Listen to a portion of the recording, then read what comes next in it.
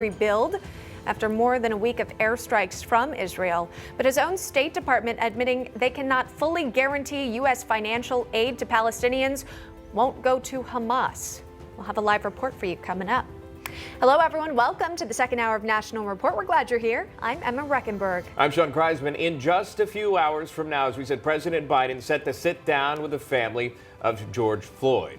We have a live look right now outside of the White House. There you see the doors. At any moment now, that meeting would get started there, and you can see the microphones set up for the press as well, because we do expect to see them coming out sometime this afternoon. I think it's around 1:30 Eastern time. But again, marking the anniversary of the death of George Floyd at the hands of Derek Chauvin, found guilty of murder, 3 counts there in Minneapolis. Joining us now to discuss is Bruce LeVell, Executive Director for the National Coalition for Trump. Bruce, thanks for joining us today. Always good to see you here. The White House press secretary saying that Biden's meeting with the Floyd family will be private.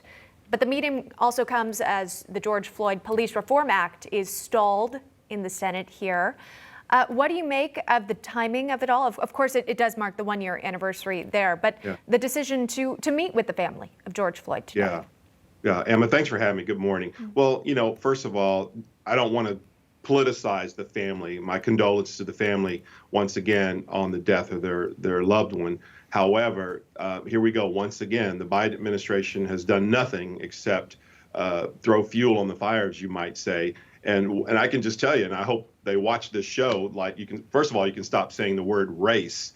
We're only one race, which is the human race. And when you constantly pander and you put this type of messaging out there, it really divides the country, Emma. And, listen, this is my wheelhouse. This is something that's very dear to me on cultural reconciliation.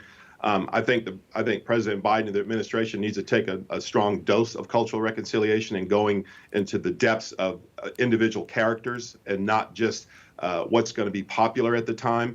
And it's so sad because I don't want to take a travesty, of a death here, and this particular travesty, and put it and politicize it even more, and throw once again fuel on the fire without a proactive solution. And if you remember when this kicked off, Senator Tim Scott, the great state of South Carolina, proposed a great bill to try. Look, let's get some kind of police reform out here. Let's get together. Let's put this together. Let's encourage our states, our counties, our local municipalities to come up with some other types of use of force tactics. What did they do, Emma? They pushed it off the table. The list goes on and on. So, once again, my condolences to the family, but I just think this is like really inappropriate. And, here's the other thing too, Emma. Why have a private? One thing I admire about President Trump previously is everything was open. Pretty much almost everything, is like you invite folks in, invite the press in, like, hear the conversation, hear what's going on, So I think if you really want to highlight that you're going to bring someone to the White House, like the family, and politicize it, okay, then open all the doors, let the press in, let Newsmax in so we can get real news, and let's see what's really going on. Well, I want to get your thoughts on some public comments that were made along the campaign trail, where the president had compared George Floyd to Martin Luther King. Take a look at this. But even Dr. King's assassination did not have the worldwide impact that George Floyd's death did. Bruce, what were your thoughts when you initially heard those remarks and also today when we re-listened to them? Yeah, well, I remember it very vividly. Also, I remember when Dr. King was assassinated. My mother literally cried for an entire week, literally. And unfortunately, a lot of our cities burned across the country. It was very chaotic. I know I'm dating myself, but his death was the universe knew about it. The world knew about it. So this goes back once again where you have a person sitting in the Oval Office for 47 years as a bureaucrat, has no idea of anything that relates to cultural reconciliation. You saw his campaign earlier on for many years on, jungles with his children. He didn't want the kids out in the jungle, the crime bill. The list goes on his, what he has put in his past in terms of what he's pushed forward. So, it doesn't surprise me, but it's disheartening for him to use that contrast, if you might say, Emma, to say, well, Dr. King wasn't as, big as George Floyd. See, once again, here we go again.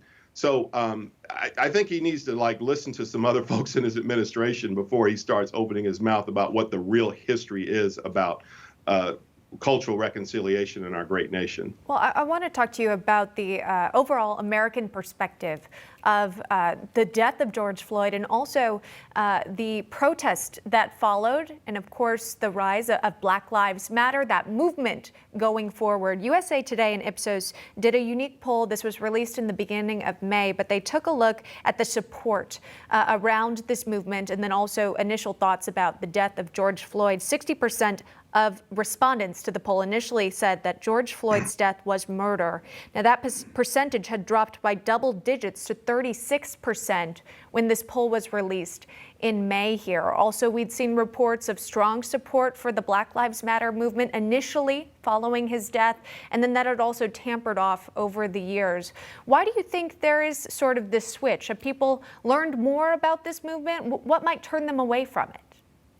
Well, like I said, the social media has been a blessing and a curse, in so many ways. I knew from the beginning the Black Lives Matter was a hoax. It was a fraud from day one. It was hard to push that message out there, obviously on other networks, to educate the great citizens to hey, wait a minute now, you guys are being played on this. And not to, put back on these police departments that needed some kind of reform. It was a culture. Listen, with Chauvin putting his knee on this George Floyd's neck for so many minutes, et cetera.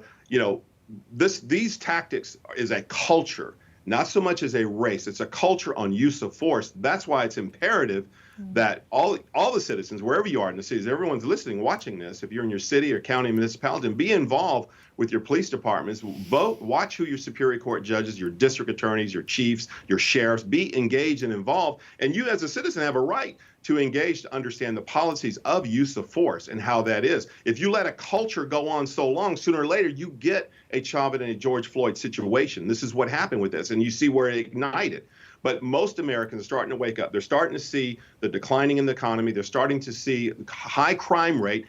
Emma, in Atlanta right here alone, the officers are dropping out like flies, retiring. They're doing nationwide searches, trying to bring other folks in from all over the country to, hey, you want to be a Atlanta police officer? Because of what we dealt with back in the autonomous zone that Mayor Lance Bottoms did at University Boulevard, where this 4-year-old got murdered because she refused to go in and interrupt these autonomous zones. Portland's guilty too, many other cities like this. So the nation saw this, Emma, and says, wait a minute now, this is not right. So I'm thankful for that, because I think they're waking up and saying, you know what, this is not working. We need good public safety to have good schools, good communities.